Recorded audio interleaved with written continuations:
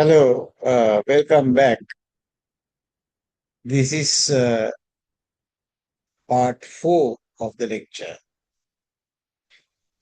In the previous part, we discussed an example where we fitted a model, uh, a linear regression model, uh, with one response variable and one explanatory variable.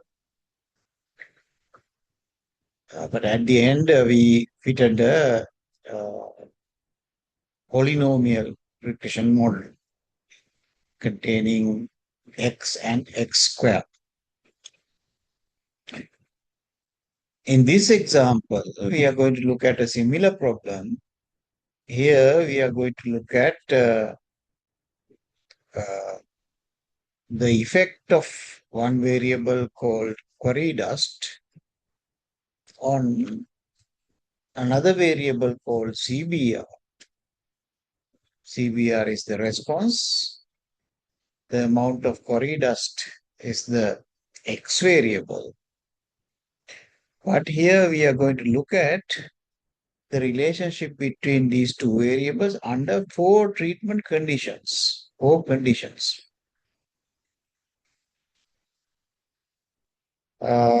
Those four conditions are called unsoaked and soaked 4 days, unsoaked with cement, and soaked 7 days with cement.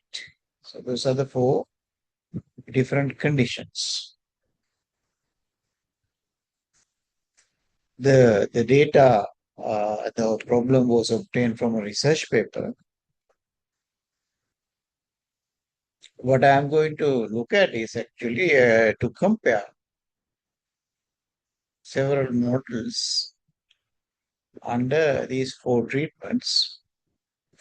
But what I'm going to show here is how to fit one model containing some dummy variables to obtain four separate models from one model by including dummy variables, and thereby show that it is easy to compare the models in that way than fitting models separately for the four treatment conditions. So that's what I want to show using this example.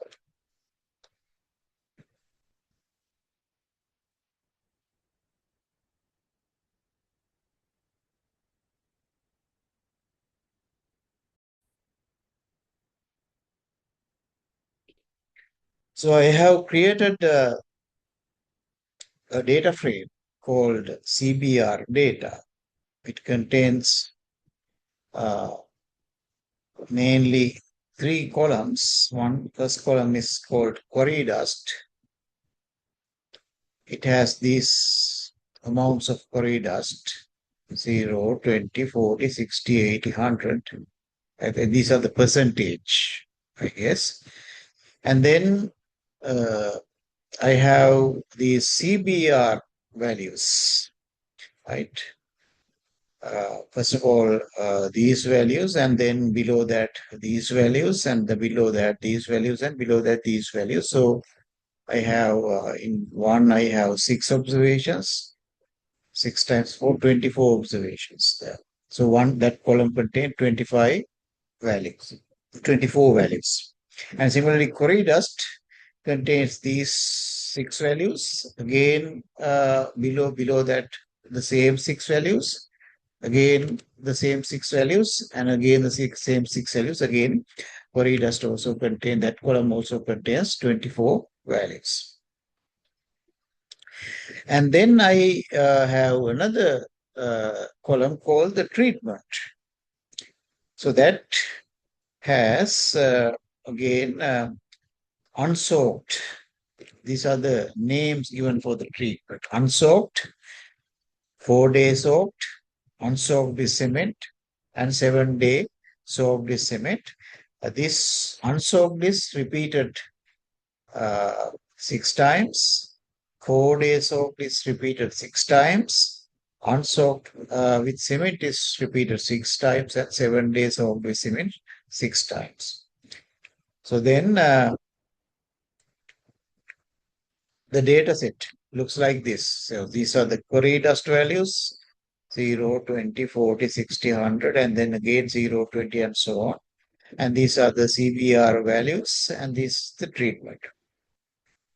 Now, in our analysis, because these names are long, I'm going to uh, substitute some other names, labels for these. I'm going to call this one uh, the unsoaked one. I'm going to call it T1, right? T1.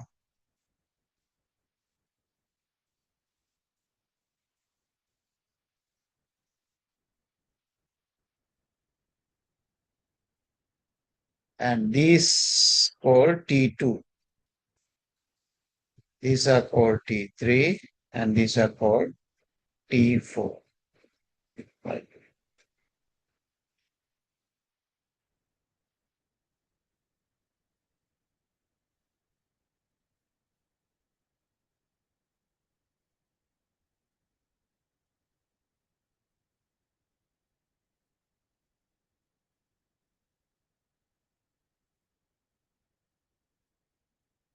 So using this R code, I have drawn a picture to show the data. For the 4 treatments, I have used different symbols here. Right. So these circles, that means these ones are the CBR values for 4 days of treatment. And these triangles are the CBR values for 7 days soaked with cement. And these plus signs, for example, this one and here both are the same, here both are on the same code and so on, are the unsoaked. The CBR values are under unsoaked tree. And then process like this one and here both are coinciding, uh, unsoaked and unsoaked with cement. So that is the other tree. So you can see that there is some pattern actually. You can see that for these 7 days of with cement is the CPR is increasing, but perhaps not linearly with some quadratic curvature, but it is increasing rapidly. For the other ones, for example, this unsoaked with cement might be increasing, but not that rapidly. Right, CBR is might be increasing. It looks like that the CBR for these 4 days soaked has the lowest. It is the one that is at the bottom. Uh, After there is some very slight increase, it seems, but might be that even though there is that kind of pattern, might be that these three groups might be can be represented by just one curve, right? There is no a significant difference probably. So we can check whether there is a significant difference between the regression functions for these 3 cases. Of course, I think it's quite possible that the regression function for the 7 days of with cement is quite different from the regression functions, the other regression functions, but perhaps the regression functions for the other 3 might be the roughly the same.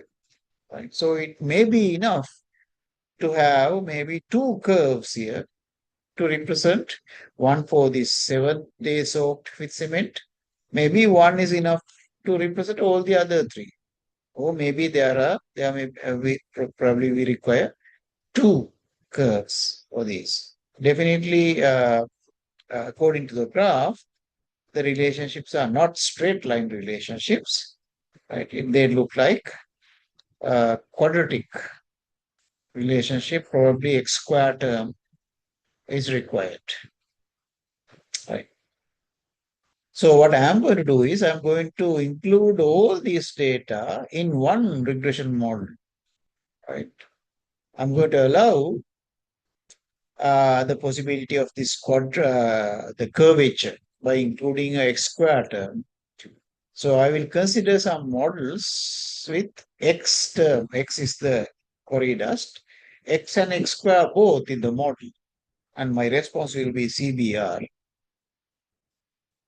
But in order to get several curves, one for this treatment and maybe one for the other treatment, I am going to use a particular method that is an important and interesting method, that is using some dummy variables in the regression. So this is how we do it. In this case, we have 4 treatments. So when you have 4 treatments, usually we select one of them as the reference treatment. And then we are going to compare other treatments relative to that reference treatment. So I'm going to select the T1, that is unsolved treatment, as my reference treatment.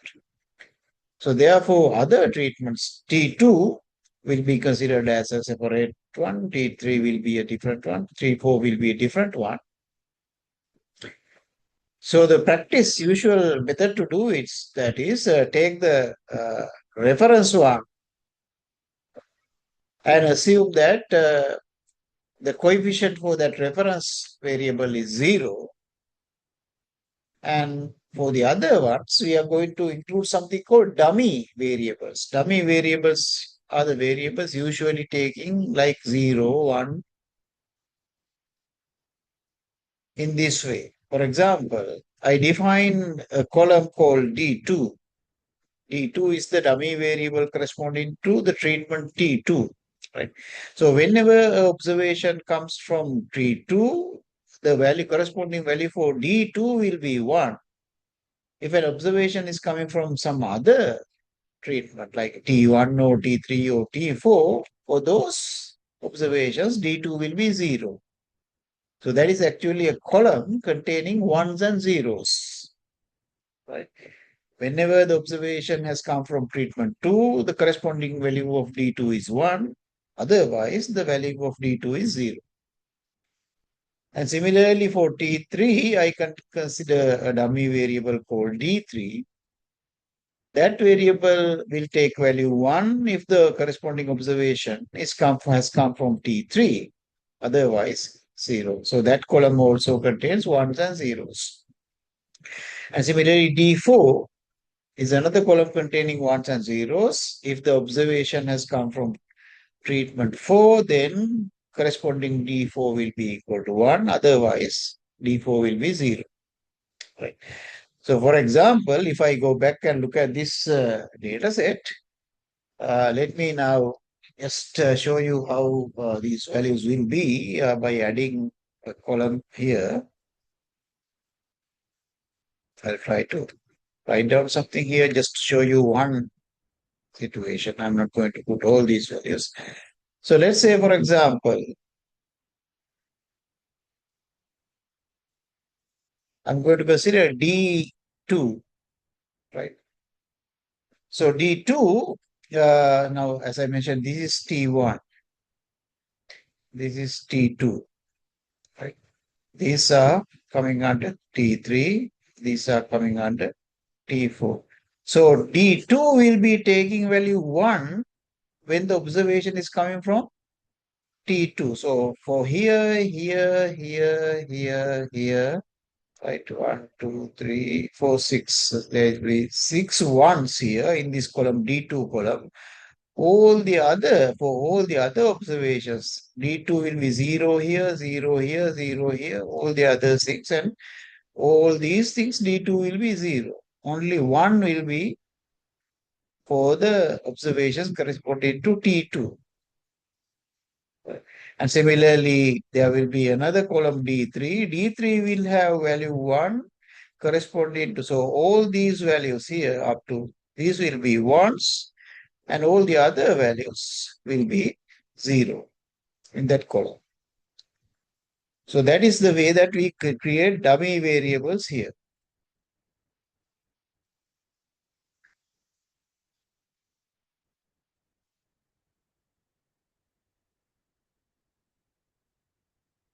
So then using those dummy variables, I write down a model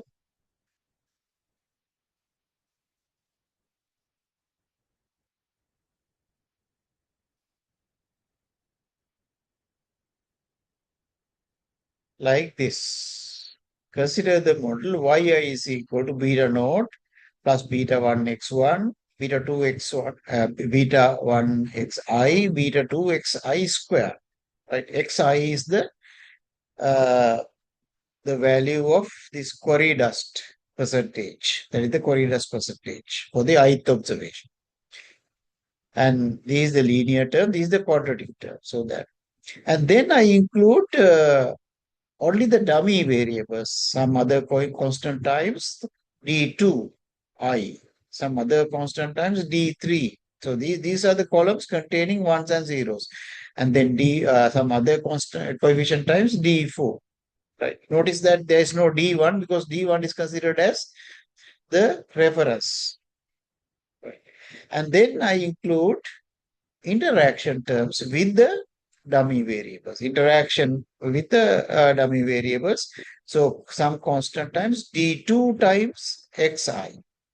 Some constant times d3 times x. Some other constant times d4 times x. So these are called interaction terms. And in addition to that, some other constant times d2 times x square. Some other constant times d3 times x square. Some other constant times d4 times x square plus some error. These is the model for the ith observation, right? Where yi is the CBR value and xi is the scaled quarry dust percentage. So here actually I'm going to consider, because I'm going to include this x and x square terms both, there's very likely to create multicollinearity, as we saw in the previous example in the part 3, video part 3. So therefore, when you have this kind of polynomial parts in the model, it's usually good to consider, instead of the actual xi value, actual corridors value, it's better to consider the scaled corridors, that is standardized, right?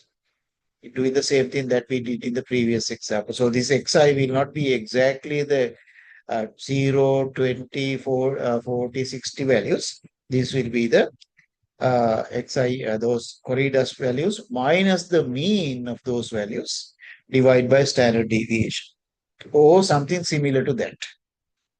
Right? Some people just take the middle value of these several possible values.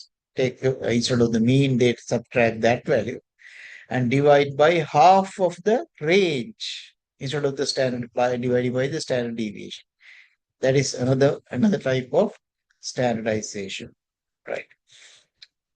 So that is the model that I'm going to consider, and you will see that it's interestingly, this one model will give us 4 separate models for the 4 treatments. That is the thing that we have to understand clearly, right?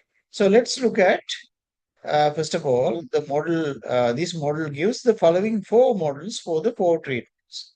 For the treatment 1, notice that for the treatment 1, D2 will be 0, D3 will be 0, D4 will be 0.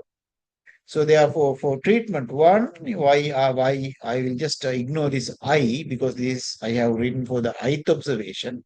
But in general, if you consider for the whole variable, you can say this y is equal to beta naught plus beta 1x plus beta 2x square. And then alpha 2 times 0. right? Because D2 will be 0 for the observations coming from treatment 1. And this will also be 0. This will also be 0. So these terms don't come into the model. And similarly, these terms don't come either because all these are 0 for treatment 1. And all these don't come into the model also. So therefore, for treatment 1, the model coming from this general model is like this. Yi is equal to beta naught plus beta 1 xi plus beta 2 xi square plus some epsilon I. So you can see that from that large model, we get one model with xi and xi square. And then if you consider any observation coming from T2, treatment 2, for that, we have beta naught, beta 1x, beta 2x square. And in that case, this variable will be 1. So you have alpha 2 times 1. But this variable will be 0. For this variable is going to be 0 for any observation coming from treatment 2. So these two terms will disappear. And then again, this term will come because this will be 1 here. D2i will be 1. So therefore, we will get gamma 2 times x. And these two terms will disappear. This will be 0. And then in addition to that, this term will come. This term d2i will be 1. Therefore, you have a term delta 2 times 1 times x square. And these two will not come because this will be 0, this will be 0. So therefore, for treatment 2, the model will be beta naught plus beta 1 plus alpha beta 1 plus, sorry, you will get beta naught plus alpha 2 as the constant term, and then beta 1 plus gamma 2 times x plus beta 2 plus gamma 2 x square. So you will have still x and x square terms, but with different coefficients. So that gives you a different model. So this is the model for treatment 1. This is the model for treatment 2. So you can see the intercept term is different. The coefficient for x is different. Coefficient for x square is also different. So that's a completely different model, but it also is a kind of a quadratic model with a quadratic term. And similarly, if you look at the model for an observation coming from treatment 3 now, you will have beta naught, beta 1x, beta 2 x square. This term will be 0. Now this term will be 1 here. So alpha 3 will come. And this term will be 0. This term will come. So therefore gamma 3 times x will come. This term will be 0. And this term will be 0. This term will come. So delta 3 times x square will come. This term will be 0. So therefore, for treatment 3, you have a completely new model, right? Intercept term is different. Slope of, or the coefficient of x is different. Coefficient of x square is also different than these ones. So like that, this one model, if I fit this model with the dummy variables, then from that, I can get these 4 models separately. Therefore, I can easily compare the models using the statistical inference also.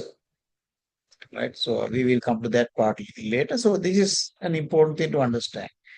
How to include several models in the same one equation, one model. Right. So we fit the model using these R commands. Right.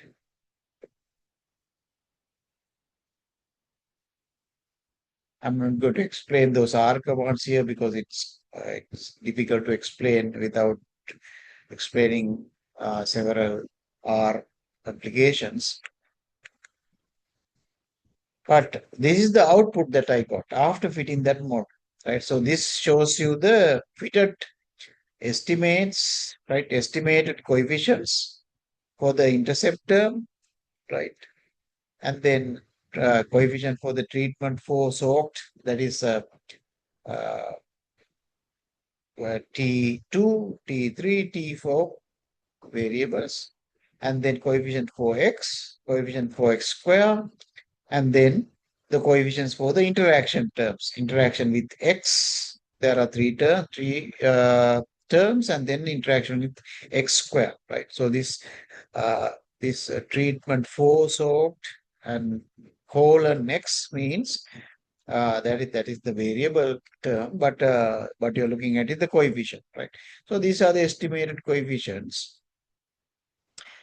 What we are interested in is the p values coming from the t-test, individual t-test. Yeah, right. So I'm going to interpret these t-tests assuming for the moment that all the model assumptions are valid. For example, normality, constant variance, and so on. Right. We will check them little later. For the moment, I'm going to assume that they are correct here, and thereby assume that these p values, these are the p values, these are going to be assumed as valid p values. So uh, we will check which p values are less than 0.05. 0.05 is the usually used threshold. Right. So you can see that this is slightly larger than 0.05. This number is quite larger than 0.05. This is slightly larger. This is quite larger. These are quite larger than 0.05. Right.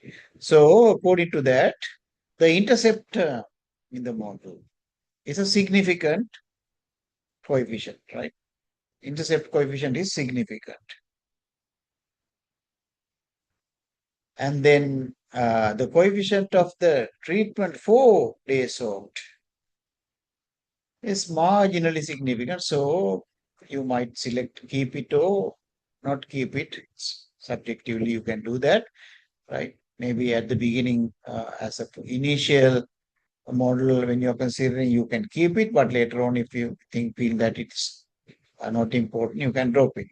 But the coefficient for this treatment 7 days of with cement, that coefficient is quite significant. Its p-value is almost zero.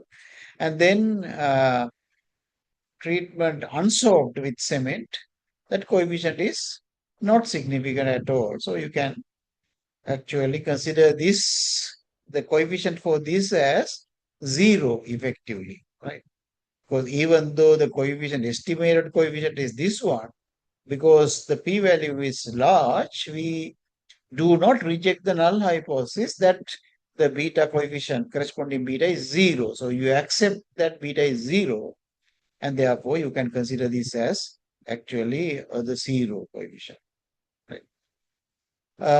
So even though this is negative 16 in the as the estimate, because yeah, if you do not reject the null hypothesis because the p-value is larger than 0.05, you will be considering this as not this one, actually the population correlation, population regression coefficient as zero. You will consider the corresponding beta as zero, even if the estimated value is non-zero in this case, because the p-value here is larger than 0.05. Right? And this one, again, coefficient, estimated coefficient is not zero, but if you consider the threshold of 0.05 for the p-value, you will consider this as not significant. Therefore, you do not reject H naught, and therefore you will consider the corresponding beta in the population parameter as zero. Right? And corresponding this parameter will be considered as zero, even though the estimated value is not zero. Beta will be actually considered as zero. Here, this one is a significant value. This p-value is 0.0. So therefore, this is an important variable. Right? So all these things can be ignored. So accordingly, for the interpretation of this output, we will first of all assume that the model assumptions are reasonably satisfied. Otherwise, these p-values will not be valid. So the fitted model uses unsoaked as the reference treatment. Since X is scaled quarry dust percentage, for that, and also all for other values, X will be equal to 0 when the mean, if the quarry dust level is equal to the mean quarry dust level, right? So because we are taking away the mean, X equal to 0 means actual quarry dust level is equal to the mean of those quarry dust levels 0, 20, 60, 80, and 100. Right. So now the coefficient of X is significant, indicating that CBR increases significantly with quarry dust percentage with the reference treatment. Right. So if I look at the coefficient of X here, coefficient of X is significant. Right. So it has a positive value 16.568. So it indicates that the variable X is an important variable in predicting CBR value.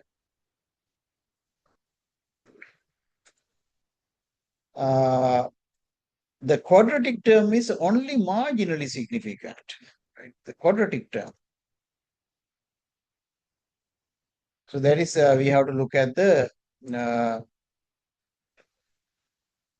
coefficient of X square, right? So the p-value is slightly larger than 0.08. So it's marginally, it's not significant at 0.05 level, but it can be considered as marginally significant at 0.1 level if you want, right? So we will keep that in mind because I feel like that that is also important because we see that the relationship seems to be not a straight line. It's like a curve, right? So get the curvature, we need this X square term, right? If you only have X term, then the fitted models will be straight lines, right? So even though this is marginally significant, we will take that, right, as an important variable, at least for the moment. We will see later on whether we can drop it, right?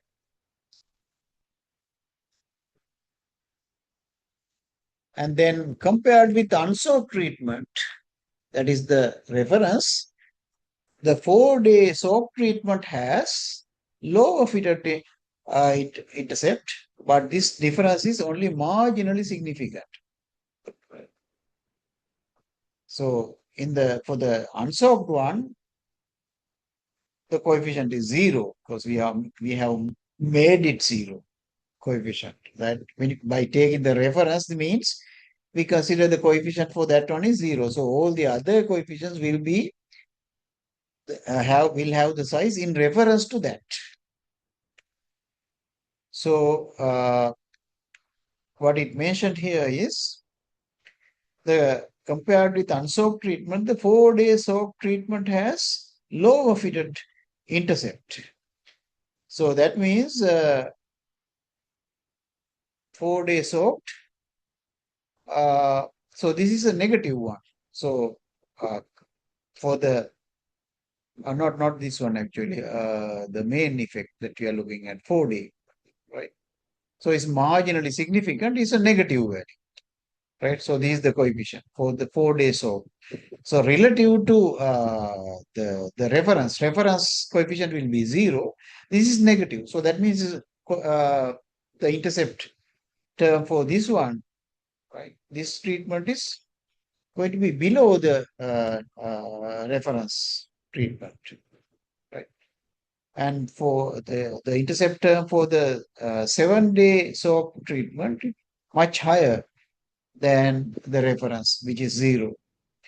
And for the treatment with cement, unsoaked with cement, you can see that it is not significant. Therefore, definitely we have to take this as 0. So you can say that the coefficient, the intercept for the reference and intercept for this unsoaked with treatment can be considered as the same, right? Even though this value is different from 0 because it is non-significant, we are going to take it as 0. So therefore, we can actually consider this group here and the reference group as almost the same, similar. Right? And if you look at the coefficient of X for these, for example, let us consider this one treatment unsoaked with cement. Unsoaked with cement and then X interaction term, you can see it is not significant. So therefore, even though this coefficient is 4 estimated coefficient, we can effectively take the corresponding actual beta as 0. Right?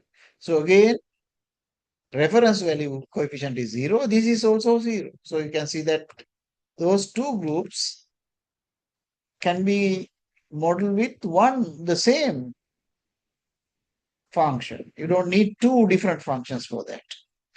And if you consider, okay, for that treatment, the interaction with x squared, that again is not significant. So therefore, even though this estimate here is zero, non-zero, the corresponding coefficient, actually population coefficient, can be considered as 0. So that, for example, shows that this treatment here, unsoaked with cement, is effectively similar to our reference treatment, that is unsoaked. So for those two, we don't need two different lines. We can merge them into one group and then try to get one curve for both. So that's how you make decisions based on this output, right? So sometimes you can merge some different treatments as one treatment because there is no significant difference between those the functions for those two groups. For both groups, maybe one curve is enough. Right. So therefore, now I have to create a new variable for the treatment, right? For example, this treatment here also can be considered as the reference. Now put that also into the reference group. So thereby we'll have a new variable called, for example, new treatment, and it will have only 3 levels.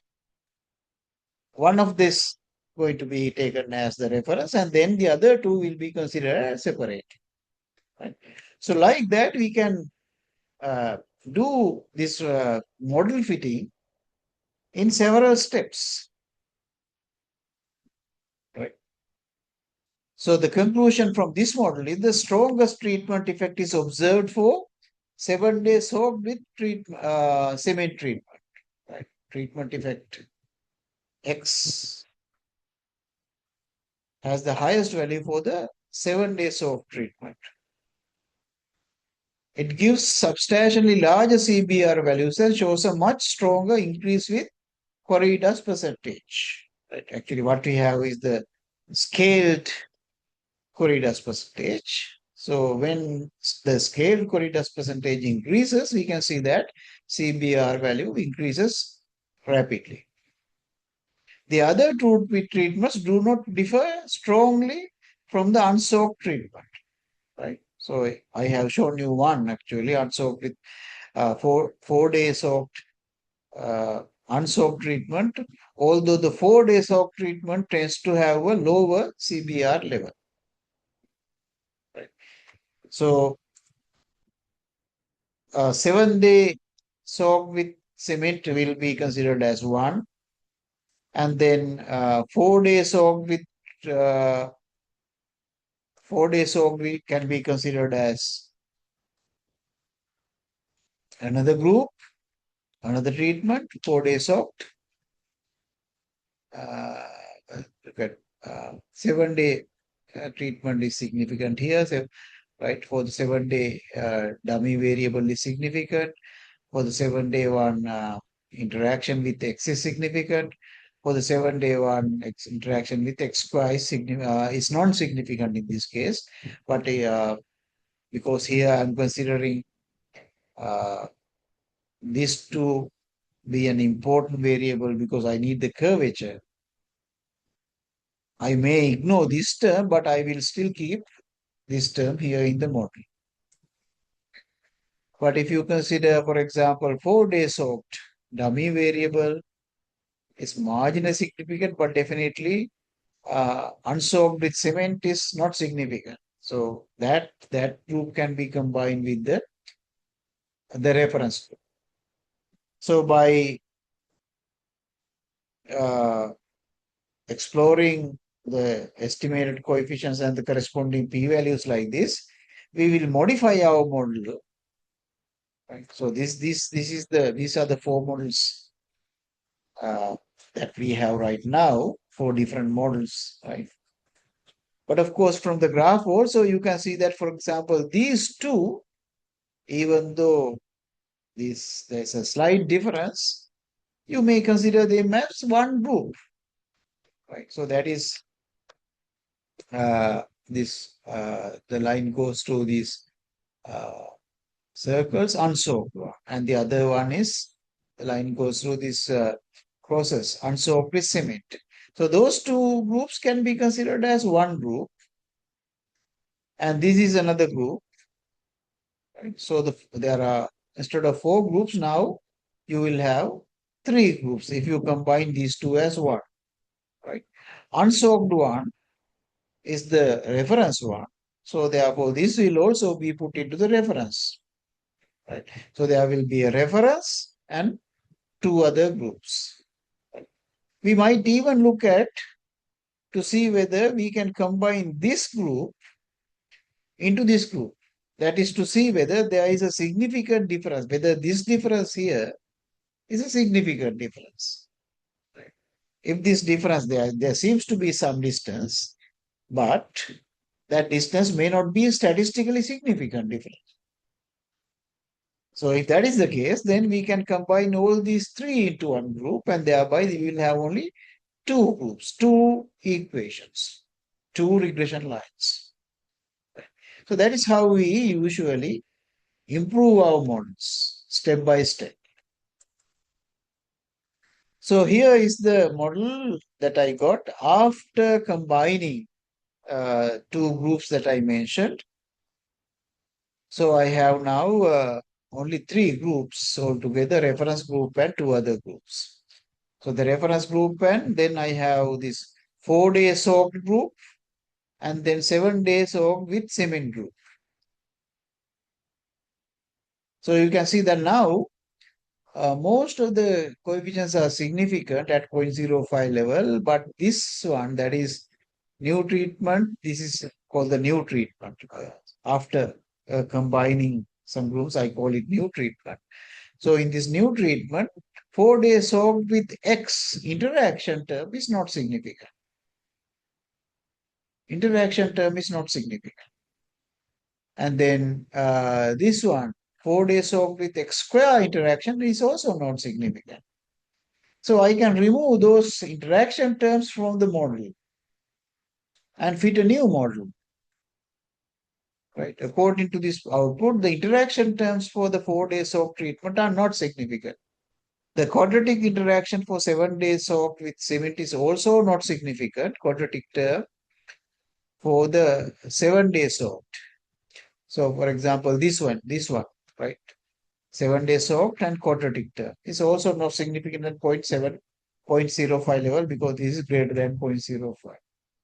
And although it is marginally significant. So when you're marginally significant, you can think a little bit whether you require it to have a curvature and so on.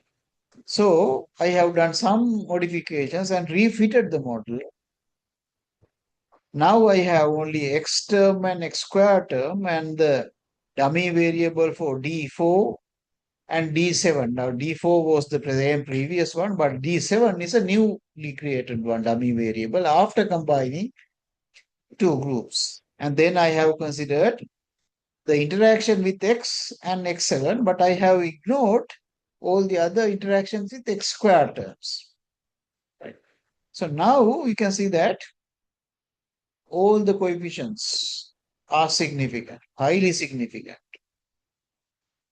So this seems to be a good model. There are only few variables in the model, right?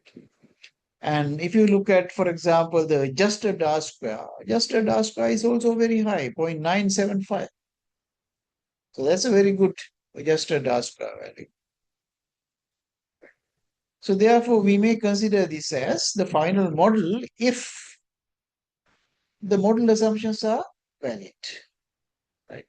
Because up to now, we were considering all these changes based on the p-values. The p-values will be valid only if the model assumptions are correct. So therefore, now we must check whether the model assumptions are correct.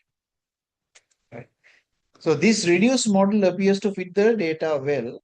The multiple R-square is almost like 0.98 and adjusted R-square is 0.975, indicate about 98% of the variation approximately in CBR is explained by the model. Right? Approximately 98% of the variability in CBR is explained by the model. All the terms included in the model are statistically significant. The terms x and x square are significant. Hence, the relationship between CBR and scale Cori dust percentage is clearly quadratic for the baseline combined treatment. Right. Since D4 is significant and negative, the 4-day soap treatment has a significantly lower CBR level than the combined baseline treatment because it has a negative coefficient, right? The coefficient for the reference is taken as 0. Since D7 and x times D7 are both significant and positive, the 7-day soaked with treatment, cement treatment has a much higher CBR level and a much steeper increase with Cori dust percentage. Right? The coefficient, that means the coefficient for x and x square are large and they are significant. So finally, we have 3 fitted models. Combined baseline, that is original baseline is unsoaked, and now we have combined with that 4-day soak with cement. Both are considered as one group, and this is the model fitted for that, right? So you have this intercept and coefficient of x and coefficient of x square. And then 4-day soaked treatment, y hat is equal to a different intercept, but the slope of x is the same and slope of x square is, the coefficient of x square is the same. So what does it mean? These two curves are parallel, but there is a vertical distance between those two. There's a vertical distance, but these are parallel curves. Curves are parallel. But of course, for the 7-day treatment, the coefficient, the intercept is different, and coefficient for x is also different, and coefficient of x square is but the same.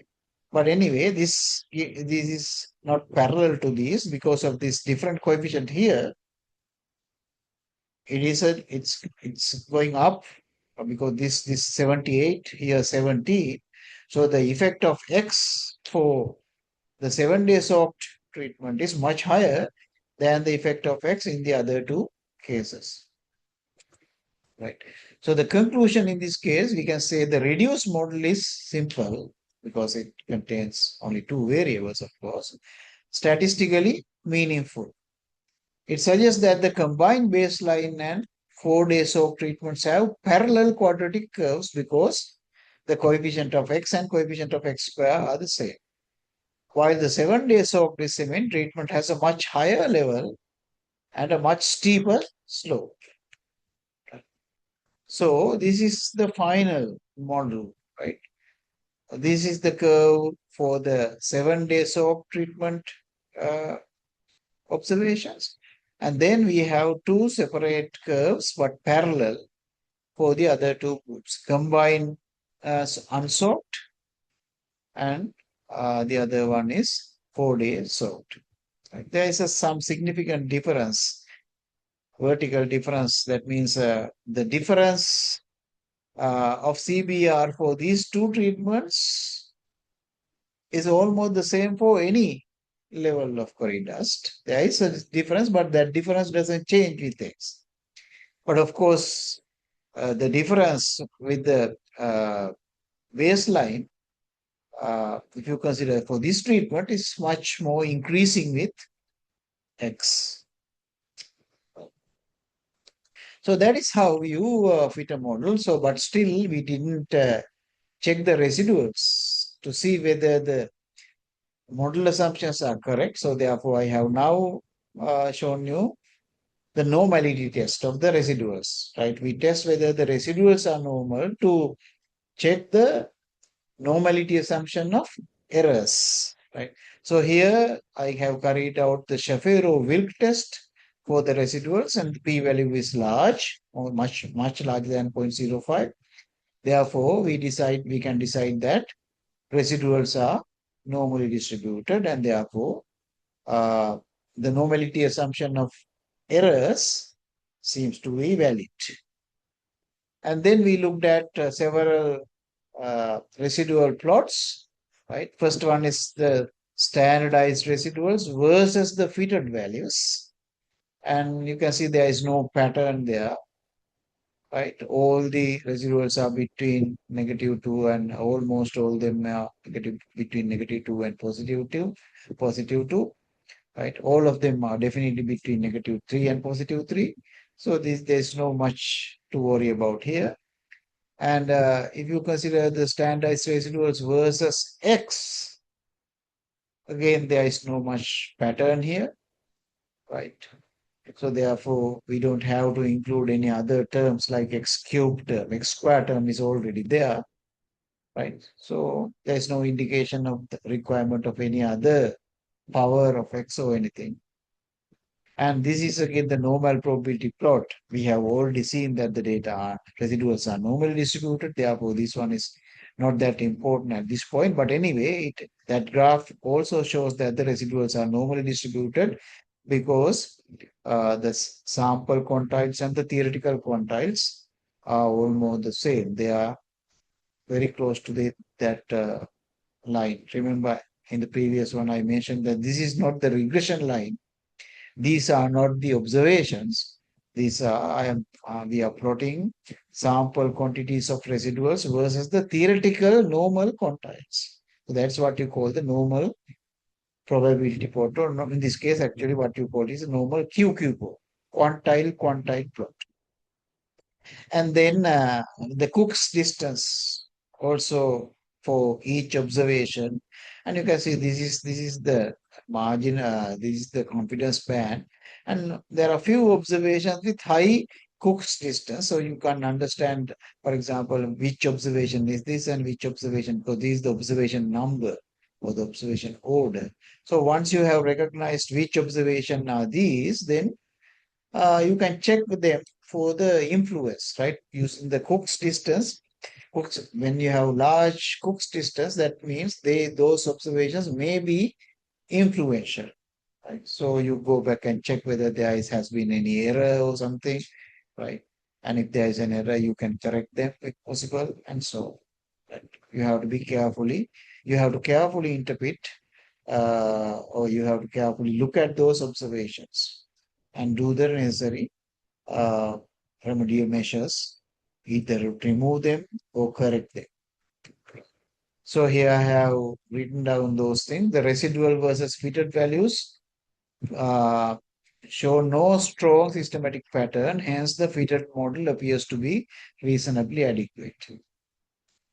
The residual versus scale query dust plot shows no clear trend or curvature left in the residual. So it doesn't indicate any requirement of any other terms. A few standardized residuals are slightly beyond positive or -2. These observations may be mildly suspicious and should be checked again. Right? Don't remove them directly. Check and see whether there are errors. If there are errors, see whether you can correct and so. The normal QQ plot shows that the residuals lie close to the straight line. Therefore, the normality assumption appears to be reasonably satisfied. The Cook's distance plot shows that few observations have relatively large influence.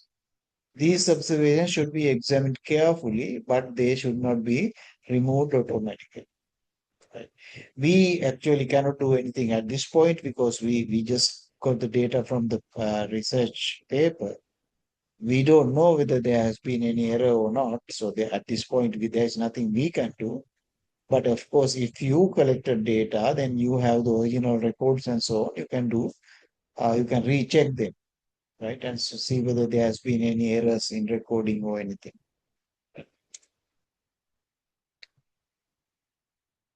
So therefore, model assumption seems reasonable, and therefore all the p-values can be considered as valid, and therefore the model that we finally came to based on those p-values can be considered as our final model, right? So I think that is a good place to stop this video also, video number 4. I will do another video to consider this example. Next example, here we are going to consider several different variables, right? X1, X2, X3, X4. Up to now, we were considering only one variable. Of course, in the model, there were X term and square term of the same variable. So they were polynomial type prediction models. But here we are going to have 4 different variables. So here, therefore, we are going to look at multiple linear regression, right, containing probably some of the square terms of these things, and maybe the product terms can be also be included, but it's going to be a multiple linear regression model. So we will consider that in the next video.